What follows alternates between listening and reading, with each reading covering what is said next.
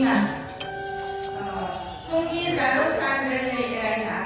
जोनोमनि आंगो लोगो दुब्लि हाग्रानि जोंखोल दुल नेवसिना गोजोन हास्थायना जावखो जावखो जावलांबाय फैलाव लैथोमा गेजेर गेजेर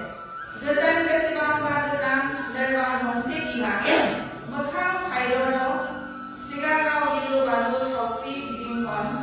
अख्रां साखो बार मोदाय आरो हरबादि खोमसि गिख्रंथाव खफननि गुथाल थिल' थालाव दोबैखां लोरगि बोलो गैया गैया रिथि रिथाव दोमै दोमै बुंहरोल' समायना मिथिंगा नोगोर गोजान आरो बेसेबांबा गोजान बियो मोखां सोम सोम राजा बाबुमोनहा एरायबाय लोमसाव मोनहास' एराया नुफ्लाय फुंनि जारौ सान आरो बेलारों जारां सान आरो बेसेबां सान